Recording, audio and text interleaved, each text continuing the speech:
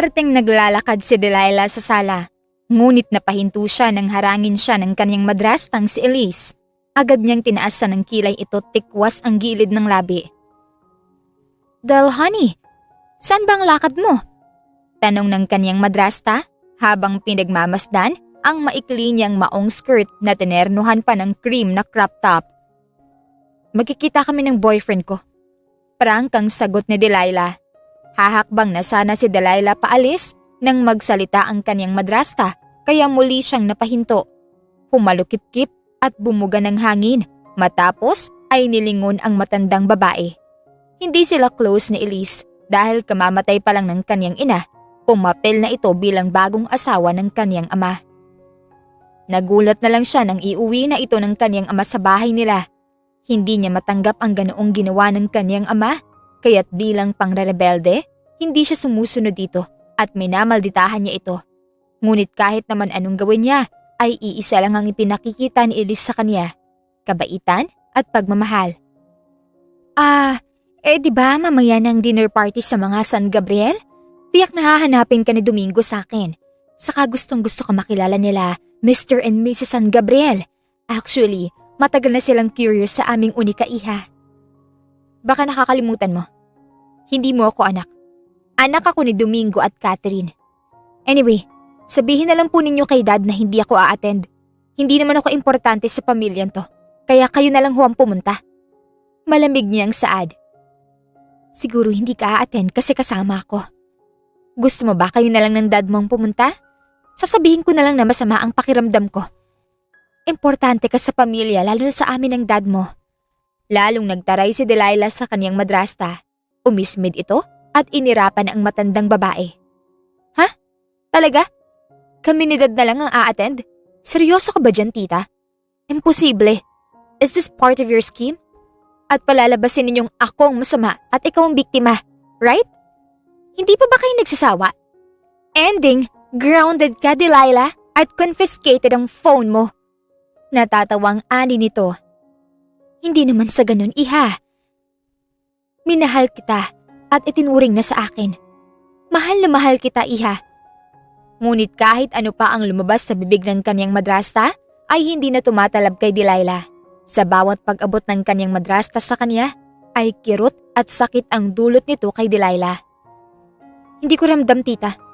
Kung nanatili na lang sana kayong best friend ni Mami, baka matanggap ko pa yung sinasabi niyong pagmamahal. Bago umalis si Delilah, ay nakuha pa niyang ngisihan ito at irapan. Nang gabing yun, hindi sumipot si Delilah sa party. Mas pinili niyang sumama kay Calvin at barkada nito sa isang bar sa Manila. Ang akala niyang magiging masaya at makakalimutan niya panandalian ng family crisis niya ay nagkakamali siya dahil sa kalasingan ni Calvin, naging clingy at flirty na ito sa kanya.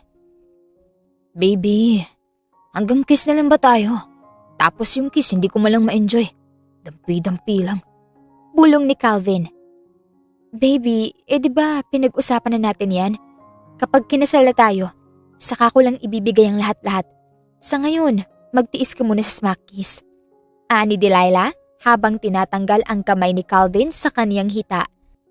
Sa kabila ng malakas na ingay ng music at sigawan ng mga nasa dance floor, ay naririnig pala sila ng mga barkada ni Calvin.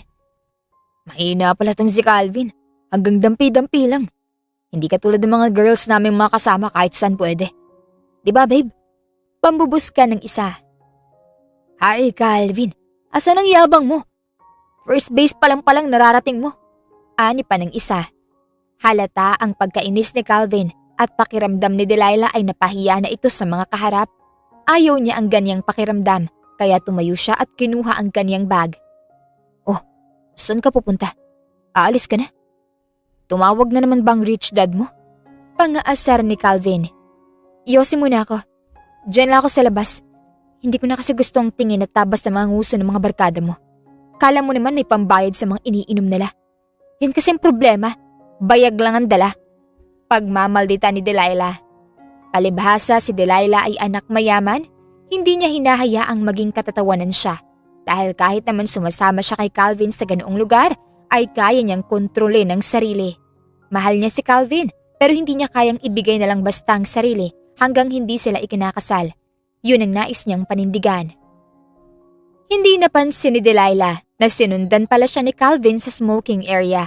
Nagulat na lang si Delilah nang haklitin ng lalaki ang kaniyang braso at marahas siyang isinandal sa pader. Nanlilisik ang mata ni Delilah nang magtagpo ang mga mata nila ni Calvin. Ano to, Calvin? Tumalabang kantsaw ng mga barkada mo? Hindi ba totoo naman? Wala silang ambag. So, pakikinggan mo sila. Ngunit hindi siya binitawan ni Calvin. Lalo pa siya nitong diniin ang pagkakasandal sa pader. Gumapang ang kilabot at kaba sa kaniyang dibdib nang bumaba sa labi niya ang mga titig ng lalaki. Napalunok si Delilah dahil nangyari na ito noon pero hindi natuloy dahil dumating ang best friend niyang si Marie. Pero ngayong wala si Marie at siya lang ang naglakas loob sumama dahil sa inis niya sa kanyang madrasta kanina. Baby, nag-usap na tayo nang wala mo ng ganito. Muling pakiusap ni Delilah sa nobyo. Biglang huminahon ang tinig ni Delilah dahil alam niyang wala na sa tamang pag-iisip ang lalaki. Dagdag pang, dominante na ito ng alak. Unti-unti niyang nilabanan at itinulak si Calvin, ngunit hindi na niya magawa. Nangilabot siya, lalo pa nang bigla na lang nitong idinikit ang katawan nito sa katawan niya. Nakaramdam siya ng inis dahil dinidikit na nito ang kasalanan sa kanya. Calvin, stop it! Mahal naman kita. Handa rin naman kitang pakasalan kahit saang simbahan pa. Basta, pagbigyan mo lang ako ngayong gabi. Hiyang-hiya na ako sa mga barkada ko. Tingin nila sa akin mahina. Patuloy na namilit si Calvin kay Delilah hanggang may sumulpot na lalaking naka-white polo. Nahinto ang ginagawa ni Calvin dahil sa lalaki. Mas matangkad ito, malapad ang balikat at may tattoo sa bandang leeg. Napayuko si Calvin at nang makakbang palabas ang lalaki sa smoking area, mabilis itong lumabas. Naiwang nakapinid pa rin sa pader si Delilah. Shock pa rin kasi siya sa ginawa ni Calvin. Si Calvin naman ay parang isdang mabilis na pumulas. Naiwan siyang nanginginig ang tuhod. Tinapunan ng lalaki ng tingin si Delilah at nagsalita ito. Malalim pa rin kasi ang paghinga niya. Miss, are you okay? Anito sa baritonong boses. Noon lang si Delilah nakapag-angat ng tingin sa lalaki na ilang dipa ang layo sa kanya. Tumango si Delilah at unti-unting lumayo sa pader. Nanginginig niyang inilabas ang isang stick ng sigarilyo. Dahil sa panginginig, nahirapan siyang sindihan ito. Kaya nagulat siya nang bigla na lang lumapit sa kaniyang lalaki at agawin ng lighter. Sinindihan nito ang kaniyang sigarilyo at naglabas din ito ng sigarilyo. Nakailang hit-hit at buga muna si Delilah bago siya nakapagsalita. Thanks. Boyfriend mo yun? Bakit iniwan ka niya? Lasing na lasing, kaya siya ganon. Ha? Lasing? Hindi ka niya pipilitin kung ginagalang ka niya. Nakita kong ginawa niya kaya kung ako sa'yo at matino kang babae, hindi ka sasama sa mga lalaking katulad niya. No, mabait ang boyfriend ko. Lasing lang siya kaya siya ganon. May 1 taon na kaming magkarelasyon, that's why. Hindi na nagsalita si Delilah dahil pakiramdam niya ay wala siyang panalo sa lalaki. Mas matured itong magsalita kaysa sa kanya. At nakakahiya ang nakita nito dahil halos maililis na ni Calvin ang skirt niya. Matapos ang isang stick ay umalis na si Delilah. Iniwan niya ang lalaki na ngayon ay nakakadalawang stick na. Hindi na niya binalikan ang table nila Calvin. Umalis na siya at bago siya sumakay sa kaniyang kotse ay nakita pa niya ang lalaking nagligtas sa kanya kanina na nakatayo pa rin sa may smoking area. May kausap na ito sa telepono. Lumipas ang ilang buwan, hindi na makontak ni Delilah si Calvin. Nagba-bounce back lang ang messages niya at hindi makonek ang phone calls niya. Hindi ganito si Calvin. Busy ito sa trabaho bilang operation manager pero may time ito para sa kanya. Hindi man sila laging magkasama ay palagi itong nag-a-update. Ngunit ngayon, hindi na niya ito makontak. Takot naman siyang puntahan ito sa bar kung saan tumatambay tuwing Friday night dahil baka ipilit na naman ito ang sarili. Break na ba kayo ni Calvin? Mukhang hindi ko na nakikitang magkasama kayo ah. Ano nga palang naging response niya? Nagsorry ba siya? Pangungulit ni Marie. Hindi na siya nag-response sa mga messages ko. Tapos ngayon, nagba-bounce back na ang messages at hindi ko na siya makontak. Dahil ba yun ang gabing yun? Tumango si Marie at humigop ng juice. Malamang dahil doon. Napahiya siya pero Napaka-red flag naman ang ginawa niya. He forced you. Alam naman niyang hindi mo pwedeng ibigay ang pechay mo hanggat hindi kayo kasal. Binalot ng lungkot si Delilah dahil sa mga sinabi ng kaibigan. Iyon naman din kasi ang nasa isip niya. Sabihin mo, masyado ba akong madamot? Hindi ka madamot. Alam mo lang ang worth mo. Paano kung matapos niyang makuha ang pechay mo, iwan ka na nun? Hindi mo pa naman talaga siya kilalang kilala. Ni hindi ka nga ipinakilala sa magulang niya. Walang effort. Pero mahal kong kumag na yun. Mahal ko siya eh. Ano kaya kung ibigay ko na lang sa kanya yung ano ko tapos magpakasal kami sa huwes kinabukasan? Natawa si Marie sa sinabi ni Delilah. Muntik pa nga nito maibuga ang juice dahil sa ibinulalas ng kaibigan. Hep hep? Alam mo, kalimutan mo na yung gunggong na yun. Saka bakit pa naman ibibigay ang V mo doon kung hindi ka nga niya ginalang? Kailan pa nauna ang honeymoon sa kasal? Del, wake up! Abuti na nga lang may guy na dumating. Yung guy, familiar siya eh. Parang nakita ko na siya kung saan. Pero kiber na lang, sinungitan ko din naman siya.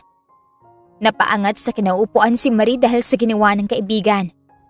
Niligtas ka na nga, sinungitan mo pa? Malay mo naman, magginoo talaga yun kahit mukhang bastos. Pustahan tayo, mas malala pa yun. Men will be men.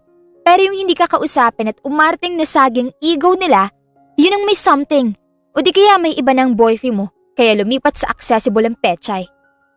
Napaisip si Delilah sa kanyang narinig. Hindi niya nais na paghinalaan si Calvin, pero iyon ang ibinubulong sa kanya. Kaya't nakabuo siya ng plano. Pupuntahan ko siya sa work niya. Bibisitahin at, ano? Ganyan ka ba talaga magmahal sa isang gunggong?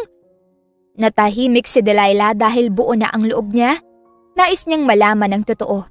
Desidido na rin naman siyang ibigay dito ang nais ito, pero para lang hindi ito mawala. Mahal niya ito, hindi lang niya kayang sabihin kay Marie dahil ito ang unang magagalit at tututol. Dahil hindi nakadalo si Delilah sa party ng mga San Gabriel, ang ama na niya ang kumumpronta sa kanya. Nagkataon kasing may bigla ang business trip si Domingo kinabukasan matapos ang party. Dad, dumating na po pala kayo. Hi Beth, nagsumbong na naman si Tita Elise sa inyo. It's been 1 month already. Yan pa rin ang hinihimutok niya? May pabulong-bulong na ani ni Delilah. Delilah, hindi ka na talaga nahiya sa tita mo. Pinalagpas ko na lang ang nangyari dahil may business trip ako the next day. Sinasagad mo talagang pasensya ko. Ano na naman gagawin ninyo sa akin? Kneeling down sa garden. Baka this time I'm grounded like bawal akong lumabas. What's this time, Dad? Ano na namang parusang gagawin ninyo sa akin? Paghahamon ni Delilah sa ama. Kitang-kita ang pagkadigusto sa mukha ni Domingo. Naikuyom nito ang kamao at naihampas sa lamesa. Kaya napalunok si Delilah dahil sigurado siyang naabot na niya ang sukdulan ng pasensya nito. You're old enough, Iha. You're not a 16-year-old girl na pag nagkamali, pwedeng ikulong sa kwarto o mag-apologize habang nakaluhod. Nasa tamang edad ka na para ipakasal. Baka sakaling mag-mature ka. Ipapakasal? Dad! Nagimbal sa pagkagulat si Delilah sa kanyang narinig. Halip na lumapit sa kanyang ama ay napaatras siya. Ngunit sa mga susunod na sinabi ni Domingo ay nanatili si Delilah sa kanyang kinatatayuan. Narinig mo naman siguro ako. Oo, ipapakasal kita. Karapatan mo nang malaman na all this year, wala talaga tayong sariling kumpanya. They already bought it. Matagal lang nalugi ang kumpanya at sinalulang tayo ng mga San Gabriel. Ngayong nakabawi na ako at nakita nilang malaking potensyal. Nais sila itong palakihin. Pero hindi ako pumayag dahil akin yun. Pero mapapanatili ang magandang samahan namin. Kailangan maipakasal ka sa isa sa mga anak ni Fiel. Dahil sa business alliances, isusuko mo ako sa kanila? Asan ang kalayaan ko? Di ba nangako ka, Dad, na akong masusunod sa bagay na yan? Actually, may gusto na akong lalaki. Don't worry, ipapakilala ko siya sa'yo. Wala akong kikilalaning manugang kung hindi ang isa sa mga anak ni Fiel San Gabriel. Kailangan natin mga San Gabriel. Hindi ako papayag. Nagdabog at nag-walk out si Delilah. Maghapon siyang nagkulong sa kanyang kwarto. Tutul siya sa desisyong ipakasal na lang siya sa anak ng business partner ng kaniyang ama. Dad, Hindi ako magpapakasal dahil si Calvin lang ang mahal ko. Siya ang pakakasalan ko. Bulong ni Delilah. Habang nakatingin sa bintana ng kanyang kwarto, isang desisyon ang nabuo sa isipan ng babae. Kailangan na niyang makausap si Calvin at magpakasal na sila sa lalong madaling panahon. Kinabukasan, pinuntahan niya ang kumpanya kung saan empleyado si Calvin. Dahil kilala at may posisyon si Calvin, ay agad siyang pinapasok sa loob. Minsan na siyang nakapasok sa opisina na iyon, kaya alam niya kung saang floor ang kinalalagyan ng operations department. Isinuot niya ang kanyang ID na ginagamit ng mga visitor at nakangiting sumakay sa elevator. Doon ay pinagtinginan siya ng mga empleyado dahil sa kanyang suot. Paano'y nakasuot ng maikling skirt at hanging blouse at tinernuhan pa niya ng boots. Dahil sa pagiging babyface ni Delilah, para lang itong 16 at hindi 22 years old. Ngunit sanay na si Delilah sa mga ganoong tingin. Prente niyang pinindot ang 17th floor at lumabas nang tumapat na roon. Inisa-isa niya ang mga signage na nasa pintuan. Hanggang sa napahinto siya sa pinto. Yun kasi ang natatandaan niyang opisina ni Calvin. Walang pakundangan niyang binuksan iyon. "Calvin, baby!" Bungad niya, ngunit napanganga siya sa kanyang inabutan. Naibagsak niya ang dala niyang mini chocolate cake na paborito ni Calvin. Nakita niya kasi ang kanyang nobyo na nakasandal sa table habang nakababa ang pants nito at may nakangudngud na babae roon. Soundproof ang kwarto kaya walang mag-aakalang may kababalaghang nangyayari roon. Napahinto naman ang dalawa sa ginagawa nang marinig si Delilah. Mabilis na tumayo ang babae at pinunasan ang bibig nito. "Calvin, what are you two doing? Sino yung haliparot na yan?" Sigaw ni Delilah. Mabilis namang inayos ni Calvin ang sarili at napalunok bago sagutin si Delilah. "Kung anong nakita mo, yun na yun. Hindi ka na bata, Delilah." "Sino naman ang pakilamerang babaeng yan, Calvin?" Ani ng babaeng kaulayaw ni Calvin. Sinipa ni Delilah ang mini chocolate cake at nakapamewang na tinungo ang babae. Nakipagsukatan muna ito ng tingin sa babaeng naka-office attire. Merryl, Kerengkeng San Gabriel. "Sino raw ako, Calvin?" "Hoy, babae! Ako lang naman ang girlfriend ng lalaking nilalandi mo. O baka mahinang pandinig mo? May nobyo na tong lalaking to!" Galit na sabi ni Delilah. Akma nang sasampalin ni Delilah ang babae, ngunit tumikhim si Calvin kaya hindi na nakaimik ang babae at hindi na ituloy ni Delilah ang gagawin. Binalingan naman ni Delilah ang lalaki. "Delilah, anong ginagawa mo rito? Wala na tayo, hindi ba?" Malamig na sabi ni Calvin. "Anong wala? Hindi pa tayo nagbe-break. Ilang beses kitang tinawagan at message pero ni ha ni ho, wala kang sagot. Tapos lately hindi na kita ma-message. That night, na ipinahiya mo ako sa barkada ko. Tinapos ko ng lahat." "What? Dahil ba hindi kita pinagbigyan? Kaya bigla mo na lang akong iniwan sa ere?" "Totoo ngang sabi ni Marie. Malamang maghahanap ka ng babaeng accessible ang kipay." "Umalis ka na, Delilah. Wala na tayo, kaya wag na wag ka nang pupunta rito." Nangilid ang luha ni Delilah nang bigla siyang paalisin ni Calvin. "Ganun na lang ba yun? 1 year na tayo. Aayain na nga kitang magpakasal eh. Tapos ipagpapalit mo lang ako sa mukhang tuko na to?" Galit na sabi ni Delilah. Tuko pala. Sabihin mo nga, Calvin, sa babaeng to kung sinong mukhang tuko sa amin. Ako, na ibibigay kong pangangailangan ni Calvin. Ikaw, baka naman kunyari ka lang na pa-virgin pero wasak na.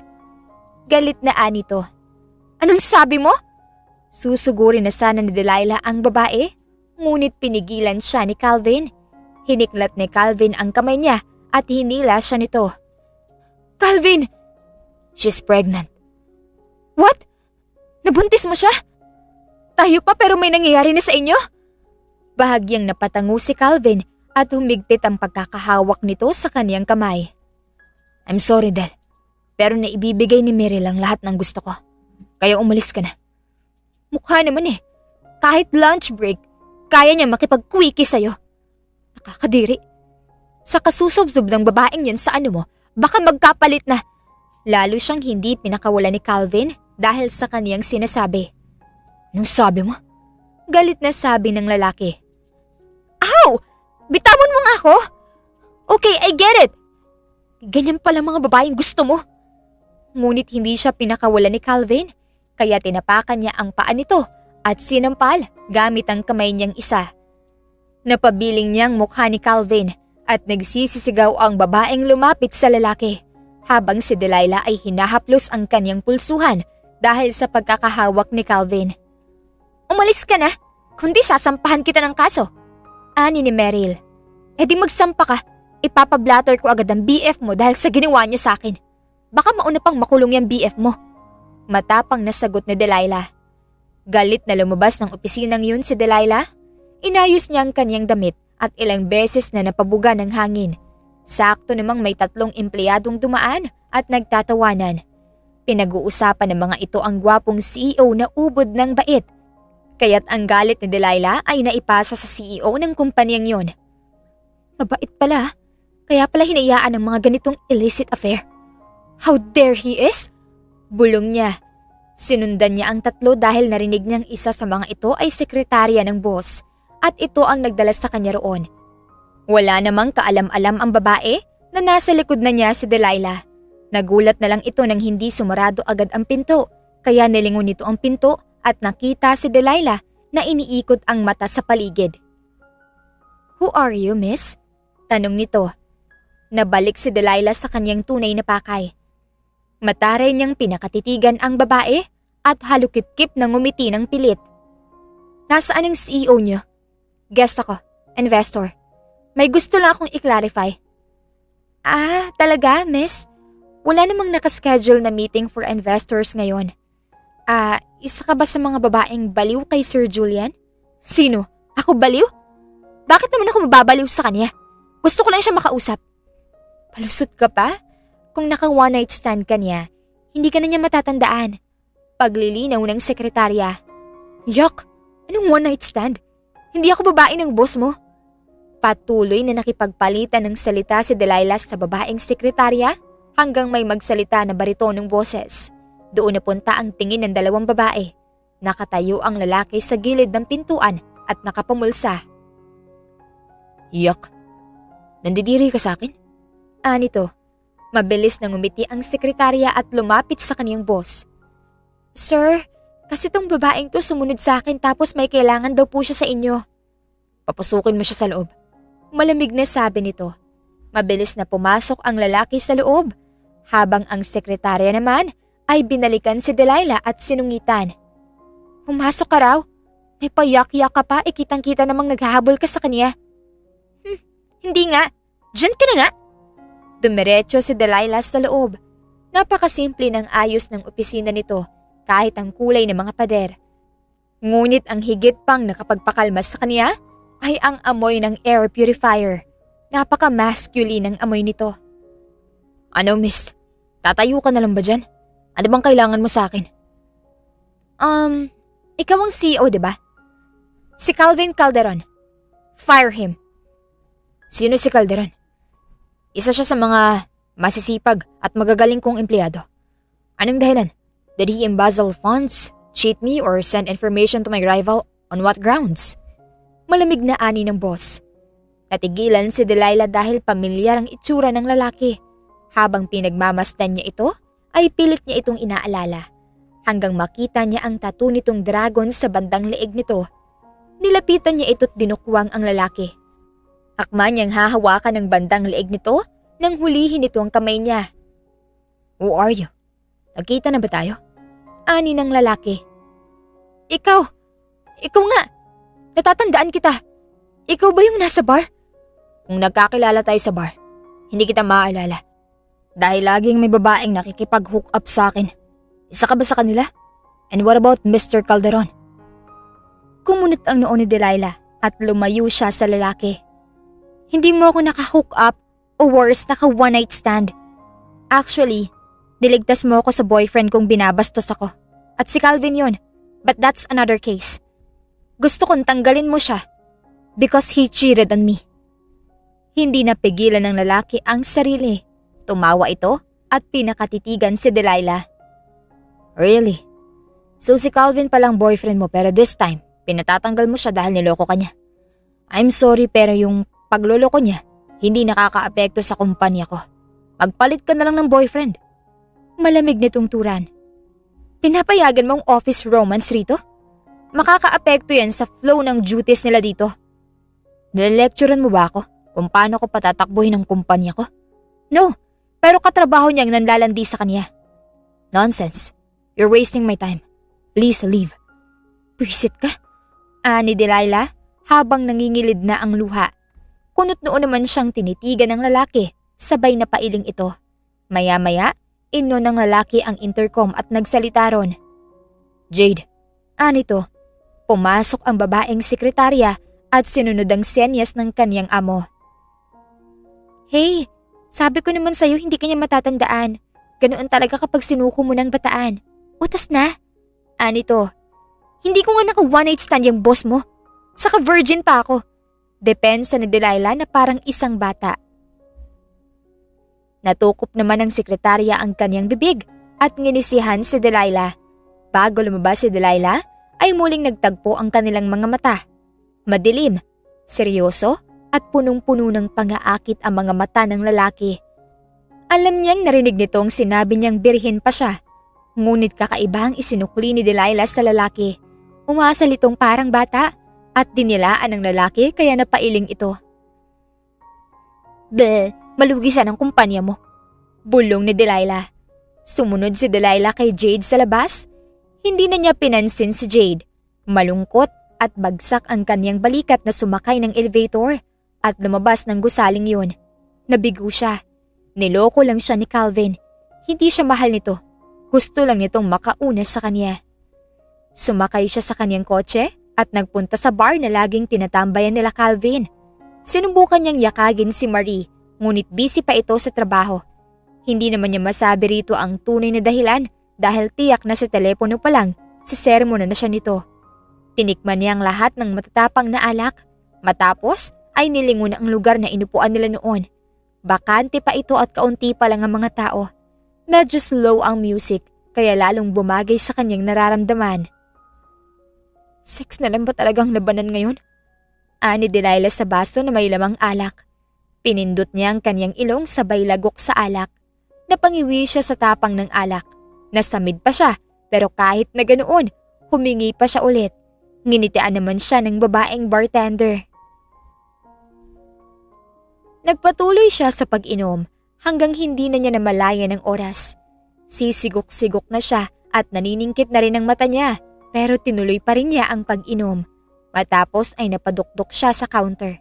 Naramdaman niyang may tumabi sa kanyang lalaki at muli na naman niyang naamoy ang scent na yon tulad ng scent na nasa office na pinuntahan niya kaya naiangat niya ang kanyang ulo at natatawa siyang nagsalita. Kanina, may nakakatawa at nakakahiya akong ginawa. Pinuntahan ko sa opisina ang boyfriend ko. Ex-boyfriend na. When I caught him cheating, alam mo ginawa ko? Pinuntahan ko ang boss niya at pinatanggal ko siya. Tumawa ng tumawa si Delilah. Hindi naman nagsasalita ang katabi niya, ngunit alam niyang nakikinig ito sa kanya. Muli niyang hinawakan ng baso at akmang lalagukin ang laman nang magsalita ang kanyang katabi. Lasing ka na. Anito. Hindi pa. Ani Delilah, matapos ay nilingon ang katabi. Natawa ulit si Delilah at tinitigan naman siya ng katabi. Tignan mo, dahil sa inis ko, pati yung gunggong na mukha ng boss ni Calvin nakikita ko. I think lasing na nga ako. Kumunot ang noo ng lalaki at inagaw ang baso niyang hawak. Walang pasubali itong nilagok ng lalaki matapos ay may inabot sa babaeng bartender. Narinig na lang ni Delilah ang sinabi nito. I know her. Kanina pa po yan. Makulit lang. Take care, Mr. San Gabriel. Ani ng babae. Matapos ay hinapit na ng lalaki ang manipis na bewang ni Delilah. Kumunot ang noo ni Delilah dahil may lalaking humahawak sa kanya. Hey! Saan mo ko dadalhin? Iuuwi na kita. Anito. Alam mo ang bahay ko?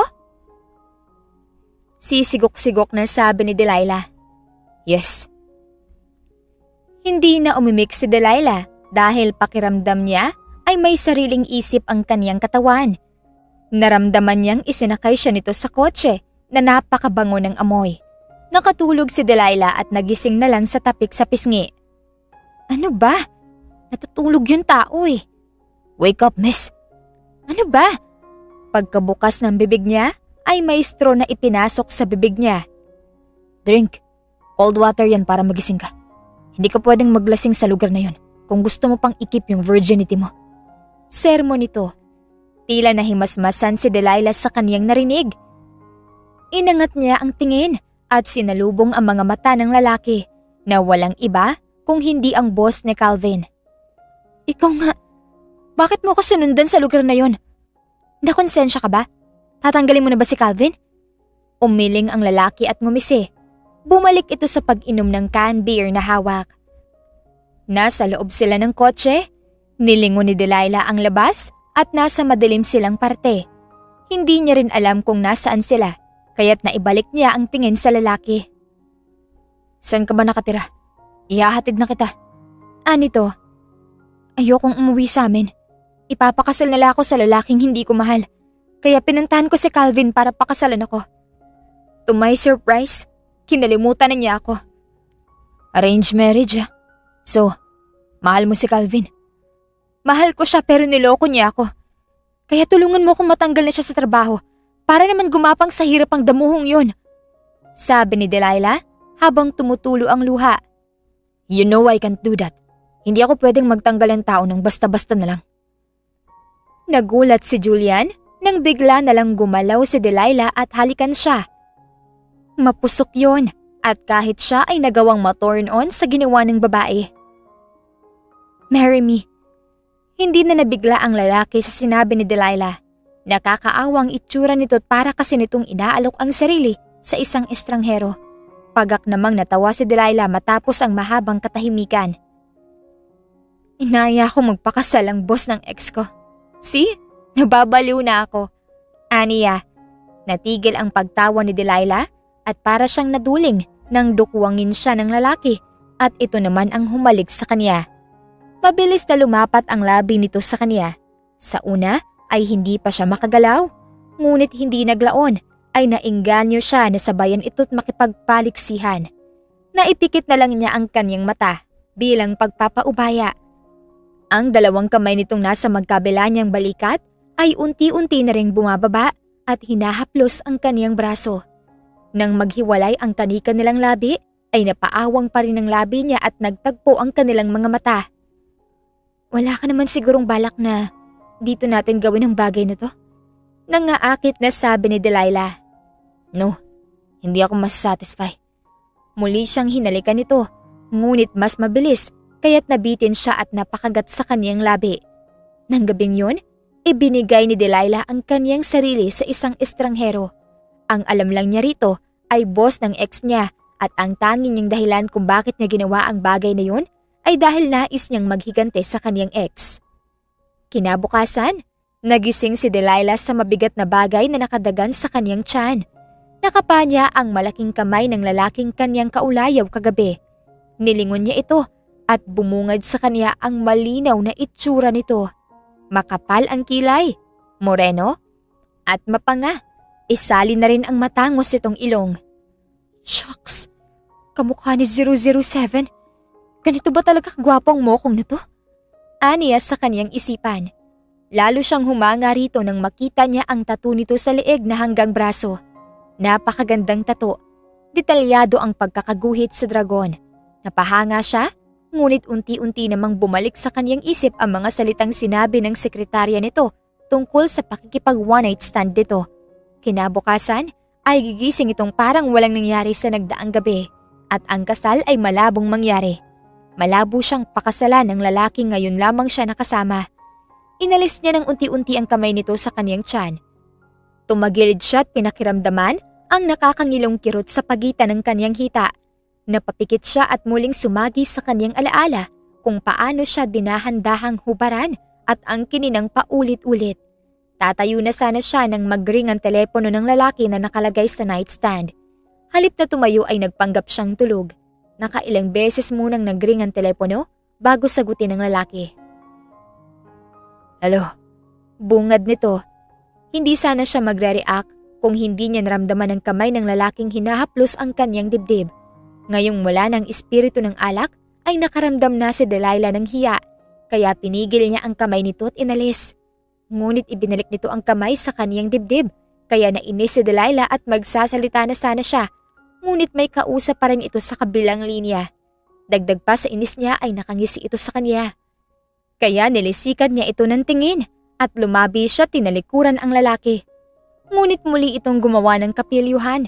Idinikit nito ang kasalanan sa kanyang pangupo, kaya siya ay napaigtad at hindi na napigilan ang kanyang bibig.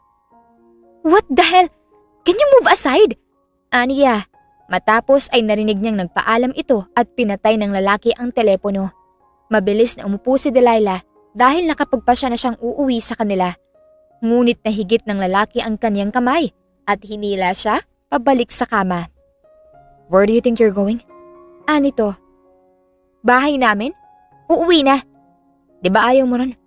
Nakalimutan mo na bang sinabi mo kagabi? Sabi mo, magpapakasal tayo. Nilingon ni Delilah ang lalaki na natatabingan lamang ang ibabang parte ng katawan pagkara ay tumalikod ulit.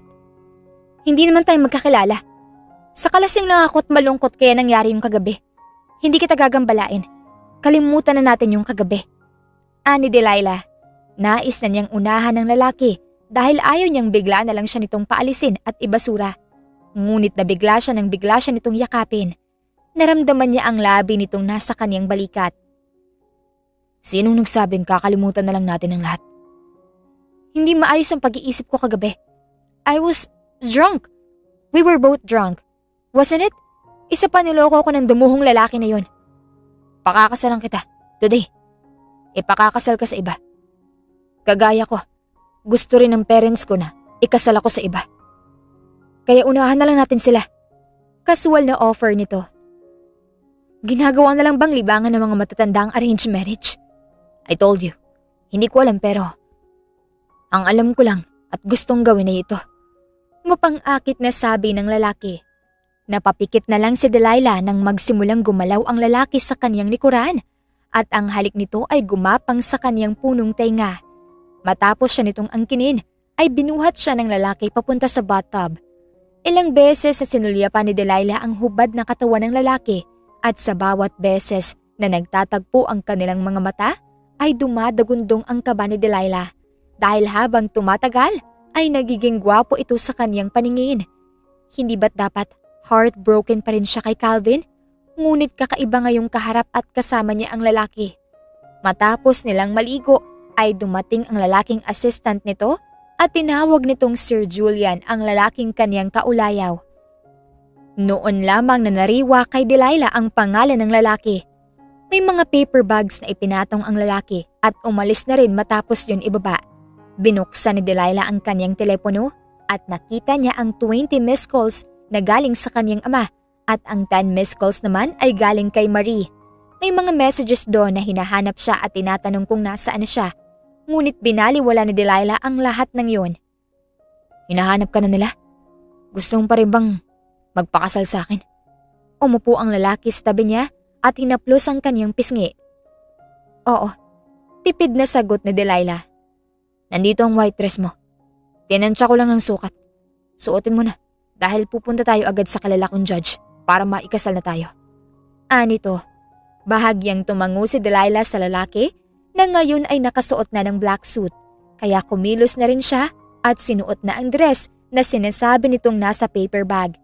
Nagulat pa siya dahil kumpleto mula sa dress hanggang sa undergarments niya at sapatos at lahat ng yun ay sukat na sukat. Nang araw na yon, ikinasal si Delilah kay Julian at bilang mag-asawa ay nagkasundo sila sa ilang mga bagay. Maliban sa pagtakas sa kasal na nais ng kanika nilang magulang, ay hindi pa rin naiaalis kay Delilah ang paghigantihan ng kanyang dating karelasyon at i-disappoint ang kanyang magulang. Nang sumunod na araw, nakipagkita si Delilah kay Marie. Mahigpit siya nitong niyakap na parabang nawala siya ng ilang taon. Ano ba ang clingy ni Delilah. Pinag-alala mo kasi akong bruha ka? Akala ko kung napano ka na. Mabuti na lang din naniwala ang magulang mong sa akin ka tumuloy at ayaw mo lang silang makita. Ani Marie. Ipinakita ni Delilah ang kanyang wedding ring kay Marie at nanlaki ang mata nito dahil nakita na niya ito sa isang sikat na jewelry magazine. Ito ang pinaka-latest design ng isang sikat na jewelry designer na nagmula pa sa Europa. Ang yaman naman ng asawa mo. Baka mas mayaman pa yan sa ipapakasal sa'yo. Wala na akong pakialam. Basta, hindi ko susundin si Dad at paghihigantihan ko si Calvin dahil nagpakasal lang naman ako sa boss niya. Nagyayabang na sabi ni Delilah. Ay taray, sa boss pala nagpakasal para mapaghigantihan ng ex? Teka nga, mahal ka ba niya kaya ka pinakasalan? Umiling si Delilah dahil iyon naman talaga ang totoo. Hindi naman siya sinabihan na mahal siya ng lalaki. Ang alam lang niya, ayaw rin itong ipakasal sa iba. Ngunit wala itong kaalam-alam na gagamitin niya ito sa paghihiganti kay Calvin. Hindi na mahalaga kung mahal niya ako. Dahil ang mahalaga sa akin, masaktan ng mga nakasakit sa akin. Ngumuso si Marie at piliyang nginitian siya nito. Di ba sa kanya mo sinuko ang pechay mo? Baka ang hinahanap rin niya ay virgin, kaya pumayag na pakasalan ka. Oo, siya nga. Putol na sabi ni Delilah dahil nagre-ring na ang kanyang telepono at unregistered number ang nag-flash sa screen. Sinagot naman niya ito at napalunok siya nang tawagin siya nitong wifey. Naririnig naman yun ni Marie at sa isang gilid ay kinikilig ito. Sige, uuwi na ako mamaya. Kasama kong kaibigan ko. Sumang-ayon din ito at binaba na ang tawag. Oh, ano? Wifey ang tawag sa'yo? Excited na akong makilala ang hobby mo? Hobby? Bakit naman ganyan itatawag ko sa kanya? Ano ba ang itatawag mo sa kanya? Julian. Yun ang first name niya. Julian? Parang ang soft at gentle Bahagyang nasamid sa iniinom na juice si Delilah dahil sa sinabi ni Marie. Taliwas kasi ito sa pangalan nito. Hindi kasi ito gentle sa kama. Uy, bakit namumulang pisngi mo, girl? Pasasaan ba't mapapamahal pa rin kayo sa isa't isa? Playboy si Julian at alam kong isang araw, magsasawa rin siya sa akin. Pero titiyakin kong makakaganti mo na ako kay Calvin. Tanggalin mo na yung galit sa puso mo. Sapat na yung makita niyang masaya ka na sa iba. Tapos, sa bus ka pa niya nagpakasal. Dumaan pa ang ilang araw, dinala na ni Julian si Delilah sa opisina para maipakilalang kanyang asawa. Siya na rin ang magiging sekretarya nito. Si Jade naman ay ililipat sa ibang department. Since this is your first day, hindi kita papagurin. Actually, gusto lang kitang makasama rito. At syempre, para naman makilala ka ng mga tao rito. Don't worry. Mababait sila. Tumango lamang si Delilah kay Julian. Ipinakilala ni Julian at Jade si Delilah bilang asawa at sekretary ni Julian. Umikot sila sa bawat department hanggang muling magkita si Calvin at Delilah. Kitang-kita naman ang kaseryosohan ni Julian nang makita niya ang kakaibang kislap sa mga mata ni Delilah para kay Calvin. Ngunit napawi ang kislap nang tawagin ni Meryl na kuya si Julian. Kuya? Sabi ni Delilah. Oh, so sad. Hindi ka mo lang dinala ni Kuya Julian para ipakilala sa amin na family niya? Pang-aasar ni Meryl. Delilah, si Meryl nga pala. Pinsan ko. Napatango na lang si Delilah, ngunit hindi na ito kumibo matapos ang pagkikitang yun.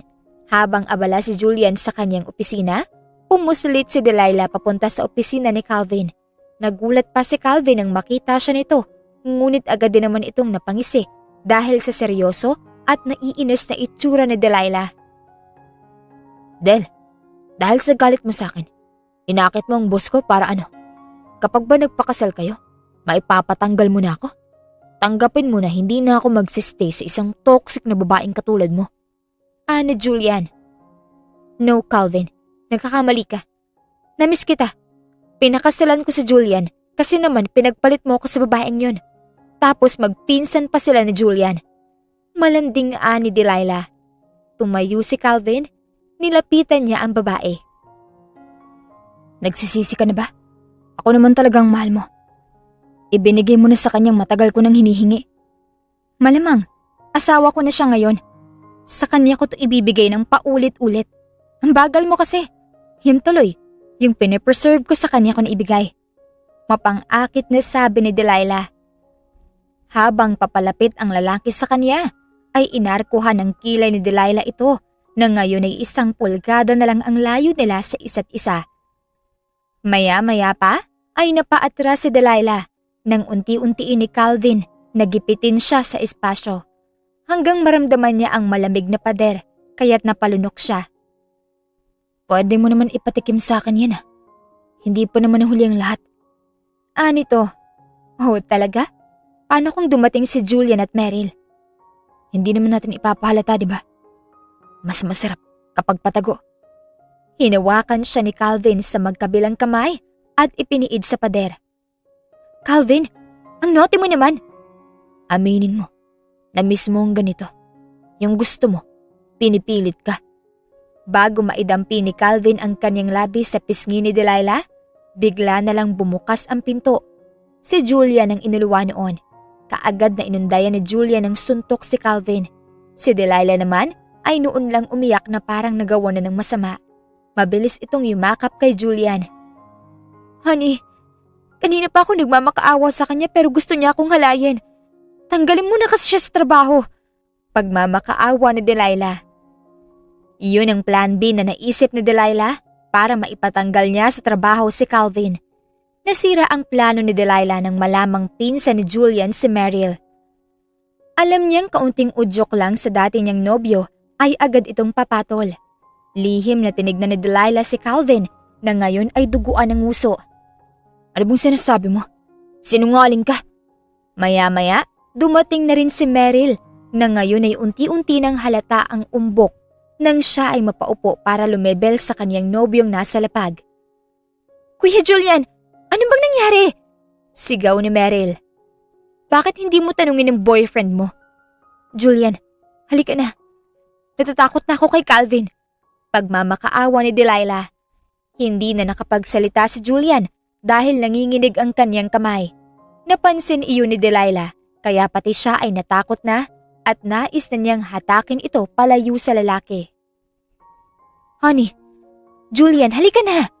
Anito, pinunasan ni Delilah kunyari ang kanyang luha habang si Julian naman ay nakakuyong pa rin ang kamao. Pinaupo niyang asawa sa swivel chair nito at binigyan ng tubig. Matiim na napatingin si Julian sa kanya. Anong ginagawa mo sa opisina ni Calvin? Wala akong inutos sa'yo. Pinagdududahan mo ba ako? Hindi ako ganong klase ng babae.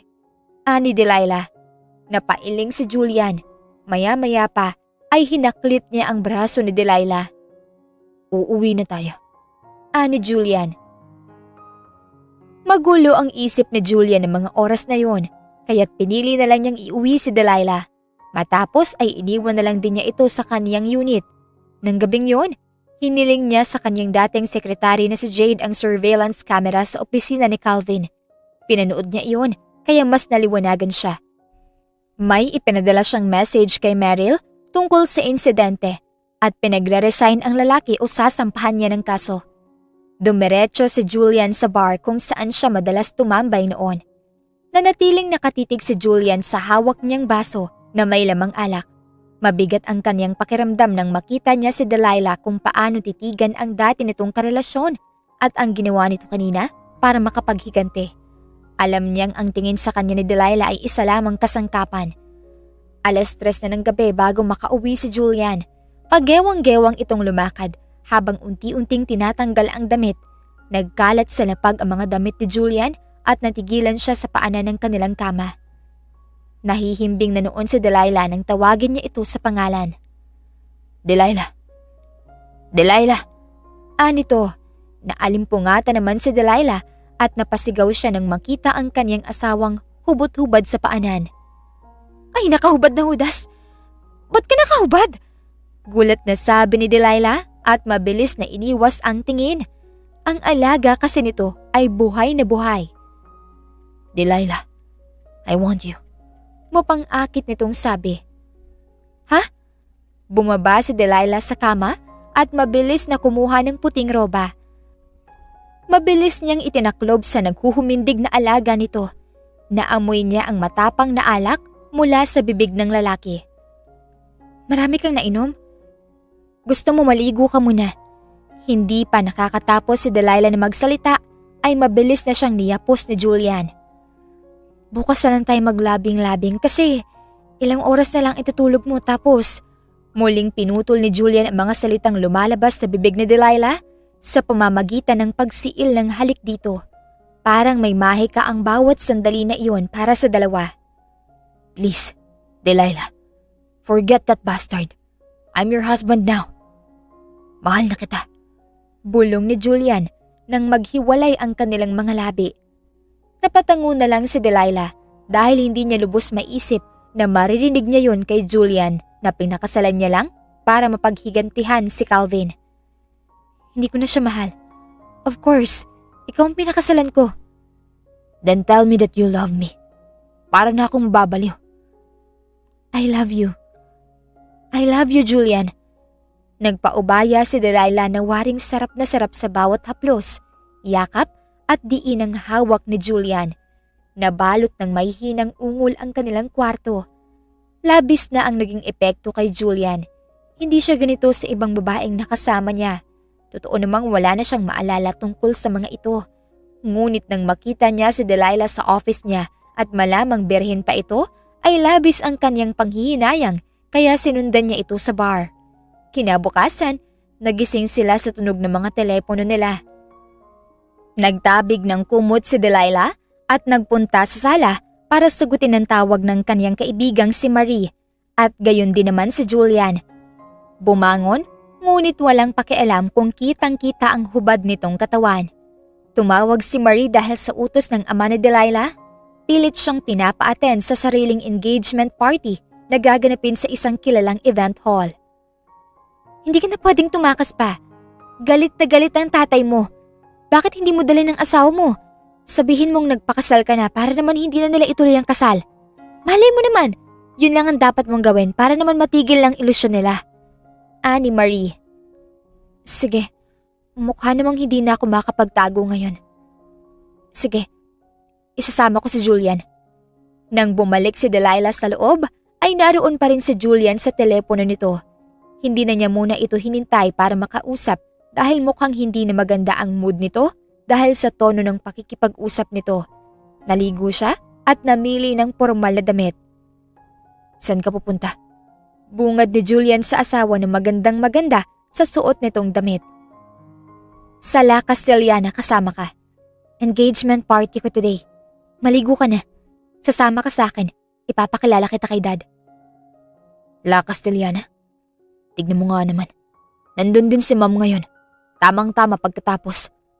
Dadalhin naman kita sa parents ko. Magulat man sila. Kasal na tayo. Parehas na nilang napagdesisyonan na ipaalam na kasal na sila at nang sa ganoon, hindi na sila ipilit na ikasal sa iba. Sabay silang nagpunta sa lugar kung saan gaganapin ang engagement party ni Delilah. Ang La Castellana ay malaking hall para mag-hold sa mga events tulad ng wedding, engagement o iba pang mga okasyon. Every floor ay may hino-hold na events. Pagpasok nila kung saang floor, nabigla sila nang salubungin sila ng kanika nilang mga magulang. Hindi naiinis o galit, kundi bakas ang tuwa sa mga mukha ng mga ito. Nagkatingin na naman sila at unti-unting nabubuo na sa isip nila ang mga posibilidad. Nandito na pala sila, Balae. Ani Elise. Balae? Agad na tanong ni Delilah. Magkakilala na pala kayo ha, Delilah at Julian. Ani ng matandang lalaki na ama ni Julian. Sandaling naguluhan si Delilah, ngunit sa huli, naintindihan niyang si Julian San Gabriel ang sinasabi ng kaniyang amang kailangan niyang pakasalan. Binalot siya ng inis dahil hindi niya nakuha ang nais niyang reaksyon kundi pakiramdam niya na paglaruan siya. Binitawan niya ang pagkakaangkla sa braso ni Julian. Napatingin si Delilah kay Julian na wala ang ngiti niya sa lalaki. What a coincidence! Magkakilala na pala ang ating mga anak. Ani ng matandang si Domingo. Mas magiging matatag ang ating samahan, kompadre. Ani naman ang tatay ni Julian.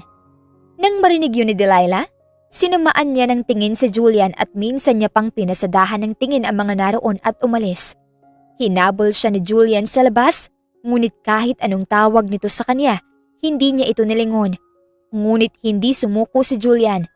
Bago ni Delilah tuluyang lisanin ng event hall, nahaklit ni Julian ang kamay niya. Delilah, sandali. Bakit ka umalis? Hindi ka ba masaya? Tayo palang nais sa mga magulang natin. Ako? Masaya? Kailangan ko bang maging masaya? Hindi itong ine-expect ko dahil ang gusto ko, mainis at magalit sa akin si Dad. But it turns out, kakampi niyang tadhana. Hindi ko mapaghigantihan si Calvin dahil pinsan mo si Meryl at ngayon of all people, ikaw. Naiinis na ani Delilah. You're unbelievable. Paghiganti pa rin ang nasa puso mo. Sabi ni Julian. Yes, I am. Ngayong nalaman mo na, edi good for you dahil parang masaya ka pa. Nagpakasal ako sa'yo dahil gusto kong paghigantihan ng magulang ko at si Calvin. Gusto ko siyang manghinayang at soon, matanggal sa trabaho. Kumunot ang noo ni Julian habang pinakikinggan ang mga sinasabi ni Delilah. Sa wakas ay narinig niya kay Delilah ang dahilan kung bakit niya ibinigay ang sarili niya sa lalaking nakikilala lang niya sa bar. Kaya mo lang ba ako pinakasalan? Dahil sa Calvin na yun at para galitin ang pamilya mo. You're right. Wala naman akong dahilan para makisama sa isang lalaking wala akong nararamdaman. Isa pa, hinding-hindi mo maiintindihan ang nasa loob ko. Tumalikod si Delilah at iniwan niya si Julian na nakatayo roon. Nang gabing yun, hindi umuwi si Delilah sa unit ni Julian. Ipinahanap ni Julian si Delilah at nang masigurado niyang nasa bahay ito ng isang kaibigan, hinayaan na muna niya ang kaniyang asawa. Dahil sa informant niya ay nalaman niya kung bakit ganoon na lang ang galit niya sa sariling pamilya. Samantala si Delilah ay may hawak-hawak na baso na punong-puno ng wine. Si Marie naman ay nakaharap sa kaibigan na ngayon ay namamagana ang luha sa kaiiyak. Of all people, yung napangasawa ko, siya palang sinasabi ni Dad. At kaya pala hindi niya matanggal ang mga halip-parot kasi pinsang buo niya yung Meryl na makatipas sa higad. Feeling ko galit sa akin ng tadhana. Anong plano mo ngayon? Kasal ka na kay Julian. Mabait naman yung tao, kaya good na rin siguro nangyari. Wala ka ba talagang kahit konti na pagmamahal sa lalaking yon? And you said mahal ka niya. Ani Marie. Hindi makasagot si Delilah dahil hindi naman na ganoon kabigat ang pakiramdam niya. Disappointed siya sa tadhana. Ngunit hindi totoong wala siyang nikatiting na nararamdaman para kay Julian. Kaya hindi rin niya ito nakumpronta noong malaman niyang pinsan ni Julian si Meryl. Unti-unti na rin naman siyang napapamahal dito, ngunit dahil sa kaniyang paghihiganti, hindi niya maamin. Oh, ano na, Bes? Sayang sa Julian. Sa kamalay mo naman, tsugi na work yung ex mo. Mahal ka, kaya susundin ka. Paano yung parents ko? Gusto ko silang ma-disappoint. Forget it. Move on ka na. Magkakaroon ka na ng sarili mong pamilya. Hindi naman naging bad sa'yo yung stepmother mo. Huh? No way! Nang gabing yun, nakatanggap ng mensahe si Delilah mula kay Calvin. Nang hihingi ito ng tulong sa kanya dahil nais siyang sampahan ng kaso ni Julian. Nais itong makipagkita sa isang lugar. Napangisi si Delilah dahil ngayon ay feeling niya nakaganti na siya kay Calvin. Pakiramdam niya, hawak na niya ito sa kaniyang palad. Nang sumunod na araw, umalis siya sa kondo ni Marie at pinuntahan ang sinasabi ni Calvin na cafe. Kunot ang noo at bakas pa rin ang suntok ni Julian sa nguso nito, kaya't mas nakakaawa ang itsura nito ngayon. Nakakatawa ang itsura mo. Napaka-heartless mo talaga kahit kailan. Dapat lang sa'yo yan. Ano bang kaso ang isinampa ni Julian sa'yo? Actually, gusto niya lang makipagkita sa akin. Hindi pa yata na kontento. Gusto pa akong ipabugbog. Please, ikaw lang naman na makakapagpigil sa asawa mo. Alam ko naman kahit papano, may katiting na awa pa rin sa puso mo. Saka patawarin mo na ako. Nagkamali ako. Sorry, Del. Pagmamakaawa ni Calvin. Ngunit ang hindi alam ni Delilah ay palabas lamang ang lahat. Nais ni Calvin makaganti kay Delilah. Gagawin niya ang lahat para sirain din ang dating nobya. Sige, tipid lamang ang naging sagot ni Delilah. Ngunit sapat na iyon kay Calvin para ituloy ang masamang balak para kay Delilah. Ipinakita ng lalaki kung gaano siya kahina para magtiwala sa kanya si Delilah. Alam naman niya kasing may kabaitan pa rin ang dating nobya na kaunting sorry lang, ayos na dito. Nang dumating sila sa isang lumang gusali, halip na si Julian ang abutan nila ay ang mga barkada ni Calvin. Noon pa lang napagtanto ni Delilah na gawa-gawa lang ang lahat ni Calvin. Mabilis nilang kinuha ang telepono ni Delilah at tinali ito sa isang katre. Ipinisusyon ng kamera. Anong gagawin ninyo? Bitawan niyo ako! Magsusumigaw ka man dito. Walang makaririnig at magliligtas sa'yo. Buwisit ka? Kapag nakawala ako rito, manghihiram ka talaga ng mukha sa aso. Ang tapang mo talaga. Alam mo, mag-behave ka na lang. Para naman maging malaking kitain ko sa pagbebentahan ko ng X-rated video mo. Total, natanggalan ako ng trabaho dahil sa kagagawan mo. Nanlaki ang mata ni Delilah nang makita niya ang paglapit ng isang lalaking may dalang syringe.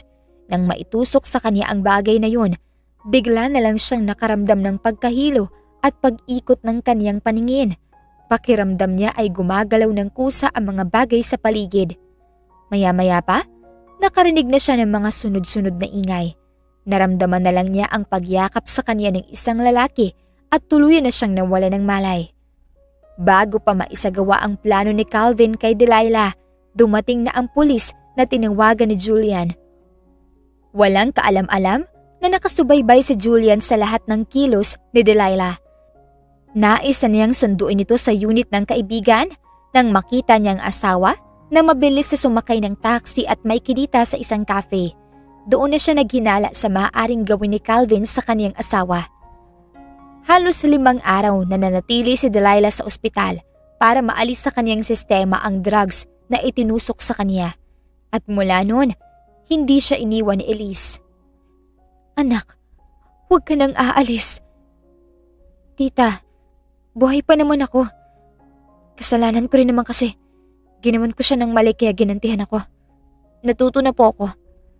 Dahil sa pag-aalaga sa kanya ng kanyang stepmother, tuluyan nang lumambot ang kalooban ni Delilah. Dahil noong unang araw niya sa ospital, nagkunwari siyang tulog at sakto namang dumating si Elise at wala itong ginawa kundi ang umiyak at manghingi ng tawad sa yumao nitong ina. Nabanggit pa ni Elise na kundi lamang sa kanya ibinili na ang batang si Delilah, matagal na siyang lumipad ng Canada. Pero mas pinili niyang tupadin ang huling kahilingan ng ina ni Delilah. Ngunit sa kabila ng lahat, puro kasamaan ang isinukli ni Delilah sa kanyang stepmother. Kaya nangako siya sa kanyang sarili na magiging mabuti na siya, lalo na sa kanyang magulang. Hindi naman nagtagal ay dumating si Julian. May dala itong mga bulaklak at mga paboritong pagkain ni Delilah. Bigla na lang naging emosyonal ang babae nang makita niya ang asawa. Honey, kailan ba ako lalabas dito? Buryong-buryo na ako rito. Soon, sabay halik sa labi ng asawa.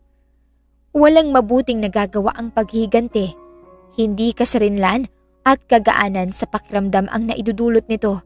Lalo lamang nitong inilalagay sa bingit ng kapahamakan ang taong nababalot ng paghihiganti ang puso. Humingi ng tawad si Delilah sa kanyang mga magulang. Kasabay rin nun ang pagtanggap niya sa kanyang tadhana. Kahit anong iwas ang kanyang ginawa, sa mga kamay at bisig pa rin ni Julian siya dinala ng tadhana. Mabilis na lumipas ang 1 buwan. Nabilanggo si Calvin kasama ang barkada nito. Hindi hinayaan ni Julian makapagpiyansa ang lalaki kahit na magiging ama ito ng kanyang pamangkin. Nagkasala siya kaya kailangan niyang managot sa batas. Iyan ang mga salitang sinabi ni Julian sa harap ng pamilya niya.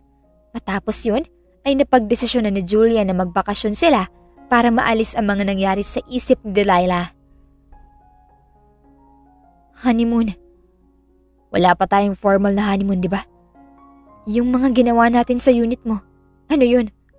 Napanguso si Julian sa ibang direksyon at napakamot sa ulo. Hindi niya napigilang mapangiti ng nakakaloko. Oh, huwag mong sabihin na kaya mo ko dinala rito kasi naka-oo ka na sa parents mo na bibigyan na natin sila ng apo this year. Wala namang masama kung simulan natin. Tss, sabi na nga ba? Kaya atat na atat kang pumunta dito sa Okinawa. Ayaw mo ba dito sa Hat? Asul na karagatan, kalangitan, at higit sa lahat, walang iistorbo sa atin. Simula kasi nung umuwi na tayo sa amin, si Ma'am, wala nang ginawa kundi isama ka sa pagsha-shopping. At nagsiselos ka? Ganun ba, Mr. San Gabriel? Parang ganun na nga. Kasi, dapat palagi ka lang sa tabi ko. Hindi ako mapakali kapag wala ka. Ay sus! Muling ikinulong ni Julian sa kaniyang yakap si Delilah. Sinamyo niya ang amoy ng ulo nito na para bang isang batang giliw na giliw sa amoy noon. Mahal na mahal niya ito kahit na matigas ang ulo nito at madalas ay kasalungat sa mga bagay-bagay. Para kay Julian, si Delilah ay natatangi at hindi pa rin niya kasi maintindihan kung bakit sa unang pagkikita pa lang na-attract na siya sa babaeng spoiled brat na sumugod sa opisina niya para ipatanggal ang nobyo nitong nanloko. Ang pagpili nating gumawa ng mabuti sa araw-araw kahit na may pagkakataong nagiging malupit sa atin ang tadhana o pagkakataon ay grasya ng Panginoon. Tandaang lahat ng ating ginagawa sa mundong ibabaw ay hindi maitatago sa mata ng ating Panginoon at kung ano man ang iyong itinanim, masama o mabuti ay aanihin natin balang araw. Magtanim ka ng sama ng loob, walang ibang tutubo kung hindi galit o pagkapuot. Walang kapayapaan at magiging tanikal at piring para makita natin ang totoo at kabutihan ng Panginoon na maipapamalas sa mga taong hindi natin aakalaing mabuti pala sa atin at totoong nagmamahal. Wakas, maraming salamat po sa inyong pakikinig. Kung nagustuhan niyo ang kwento, please leave a like, comment, share, and subscribe to my YouTube channel. This is Miss Hanalet here in Kuya Augustine Stories. Hanggang sa muli, paalam!